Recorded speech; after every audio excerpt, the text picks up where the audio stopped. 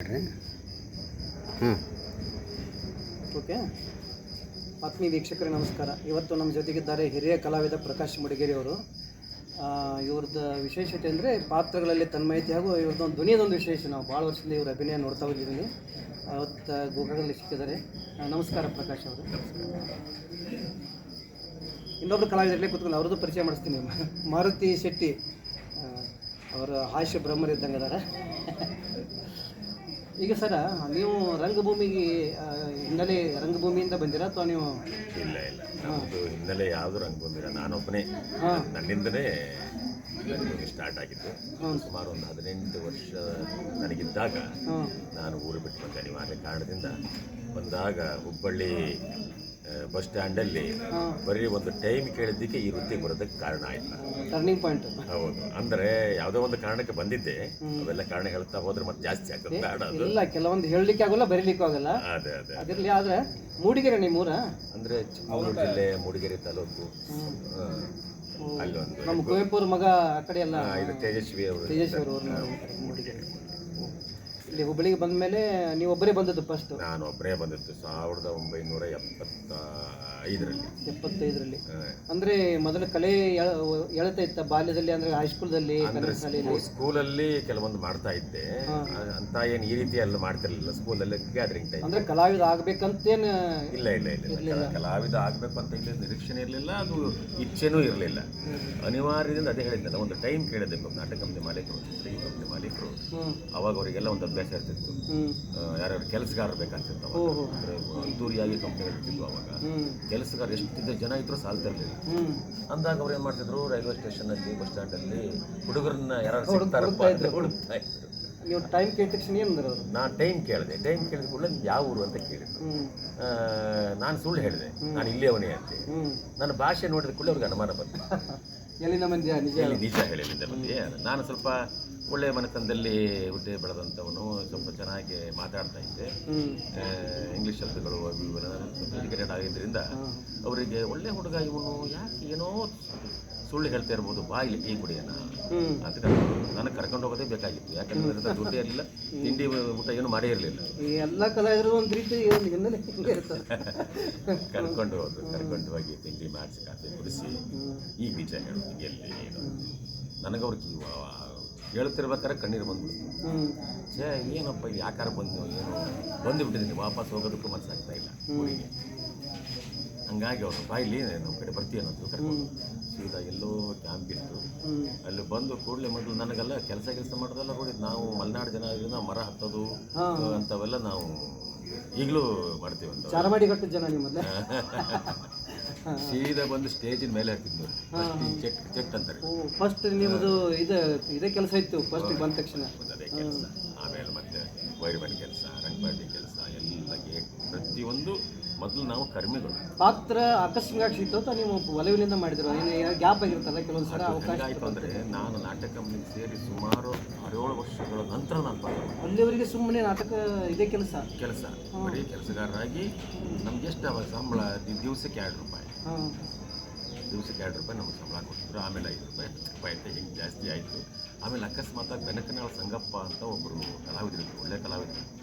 ಅವರು ಅನಿವಾರ್ಯ ಕಾರಣದಿಂದ ಅವತ್ತು ಒಂದು ಪಾತ್ರನ ತಪ್ಪಿಸ್ಕೊಂಡು ಇದೇ ಕಿವುಡ ಮಾಡಿದ ಕಿತಾಪತಿ ನಾಟಕನೇ ಮಾಸ್ತರ್ ಪಾಠ ಮಾಡ್ತಿದ್ರು ಅವರು. ಅವ್ರು ಯಾವ ಕಾರಣಕ್ಕೆ ನನಗೆ ನೆನಪಿಲ್ಲ, ಯಾವುದೋ ಒಂದು ಕಾರಣಕ್ಕೆ ಅವರು ಅವತ್ತು ಪಾತ್ರ ಮಾಡೋಕ್ಕೆ ಆಗಲಿಲ್ಲ. ಗೀತಾನ್ ತಂದೆ ಪಾತ್ರ.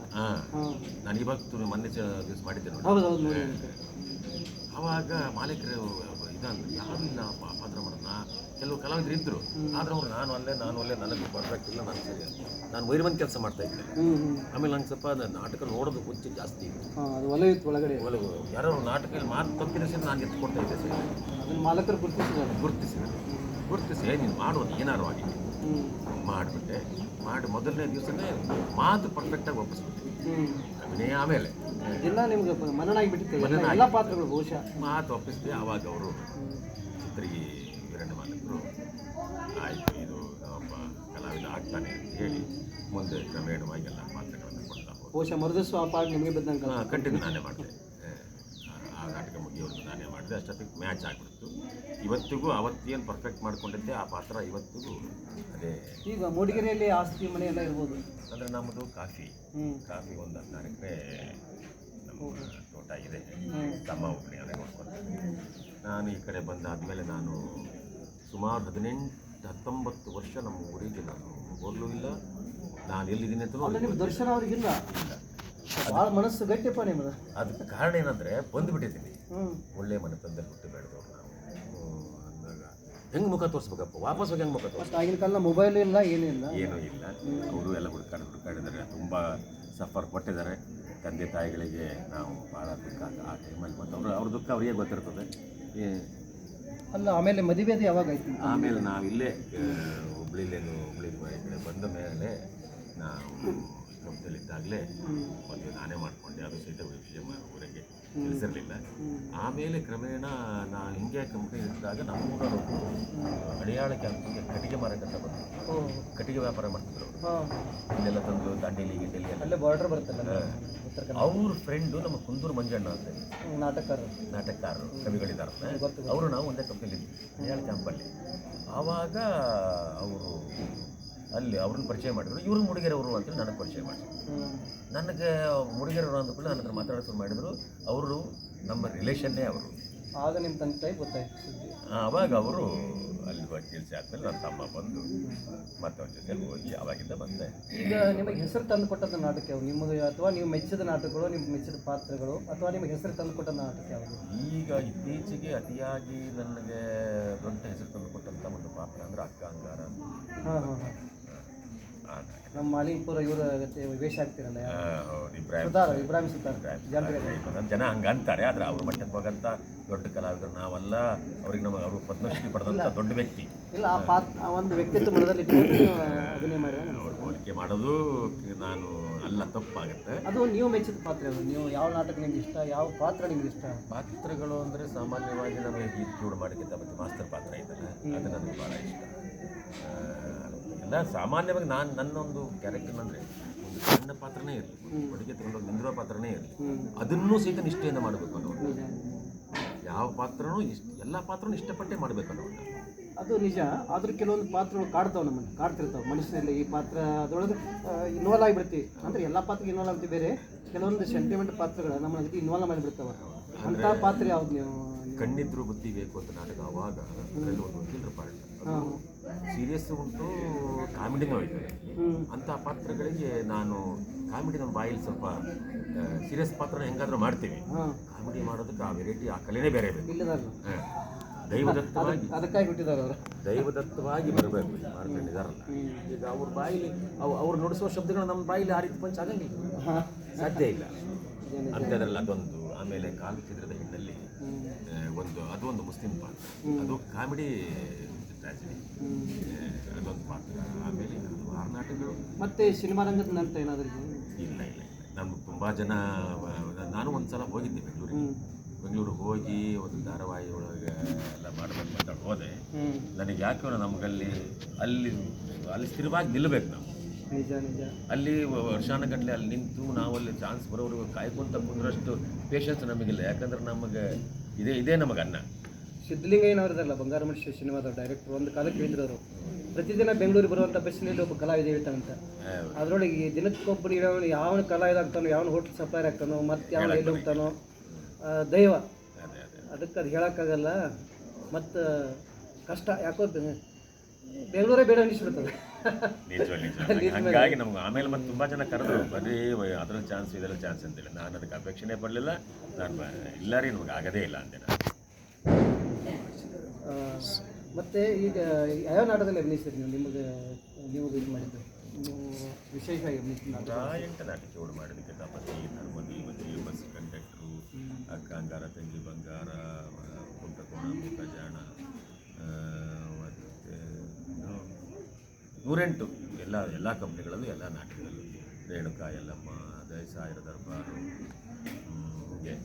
ಇವತ್ತಿನ ನಾಟಕ ಕಂಪ್ನಿ ಕಲಾವಿದರಿಗೆ ನೀವು ಏನು ನಿಮ್ಗೆ ಗೊತ್ತಿದೆ, ಹಿಂದೂ ಇದ್ದದ್ದು ನೋಡಿದರೆ ಇವತ್ತಿನ ಸ್ಥಿತಿ ನೋಡಿದ್ರಿ. ಕಲೆ ಬಗ್ಗೆ, ಕಲೆ ಒಂದು ತಪಸ್ಸು ತಿಳ್ಕೊಂಡವರಿದ್ದಾರೆ, ಕಲೆ ಒಂದು ದುಡ್ಡು ಮಾಡೋದು ತಿಳ್ಕೊಂಡವರಿದ್ದಾರೆ. ಅದರೊಳಗೇನು ಡೌಟ್ ಇಲ್ಲ. ನಾನು ನೋಡ್ತಾ ಇದ್ದೀನಿ ಇಷ್ಟು ವರ್ಷ ರಂಗಭೂಮಿಯಲ್ಲಿ. ಆಗ ತಿಂಗಳ ಪೇಮೆಂಟ್ ಇತ್ತು. ಆಗ ಗುಡಿಗೆರೆ ಬಸವರಾಜ್ ಅವ್ರದ್ದಾಗಲಿ, ಕಮತಿ ಕಮಲಾರ ಒಂದು ಕಾಲಕ್ಕಿದ್ದಾಗ ಅಂದರೆ ಕಲೆನೇ ಒಂದು ತಪಸ್ಸನ್ನವರು ಆಗೂ ಇದ್ರು ಈಗೂ ಅದಾರೆ ಎಲ್ಲಿದ್ದಾರೆ ಅಂತ ಹೇಳೋಕ್ಕಾಗಲ್ಲ.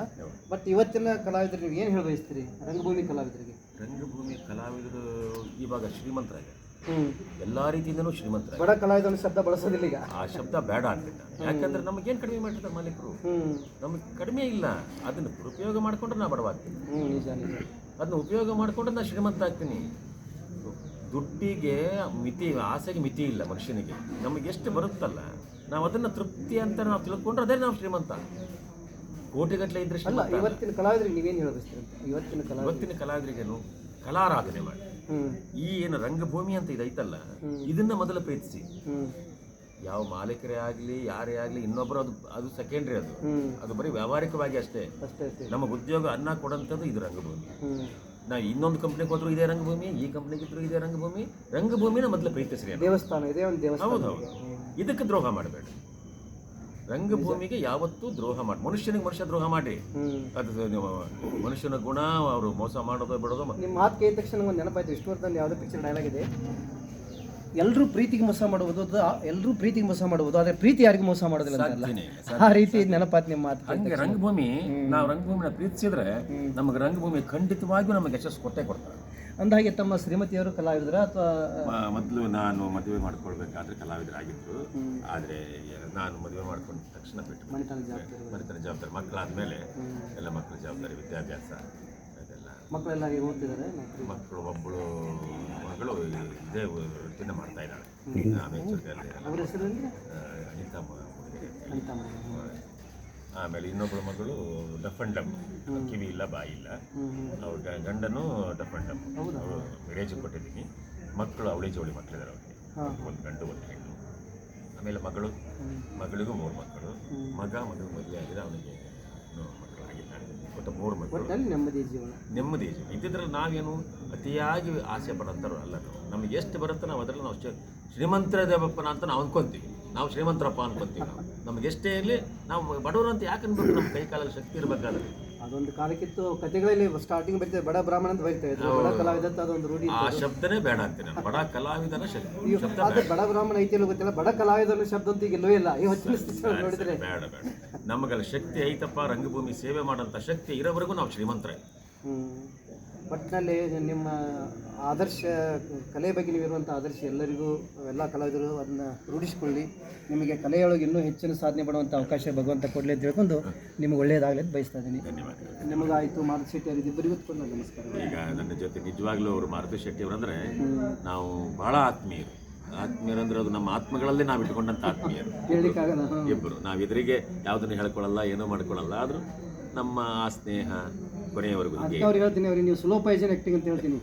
ಬಾಯಿ ಚೀರ ನಗಿಸೋದಿಲ್ಲ ಅವರು, ಸ್ಲೋ ನೆಕ್ಕಿ ಬಿಟ್ಟಿರ್ತಾರೆ ಜನ ಎಲ್ಲ ಸಣ್ಣ ಹೊಡಿತಾರೆ.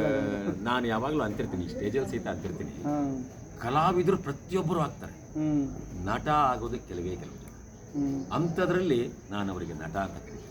ನಟ ಕಲಾವಿದಕ್ಕಿಂತ ದೊಡ್ಡ ಶಬ್ದನ ನಟ ಅನ್ನೋದು. ಹೌದಾ? ನಟನೆಯಲ್ಲಿ ಮೇರುಮಟ್ಟಕ್ಕಿದ್ದವನು ನಟ. ನಾವಿಲ್ಲಿ ಸ್ಟೇಜಿಗೆ ಬಂದು 2 ಮಾತಾಡಿದ್ರು ಕಲಾವಿದ. ಕಲಾವಿದನೇ ದೊಡ್ಡದತ್ತು ನನ್ನ ಕಲಾವಿದ ಹೆಸರಿಗೆ.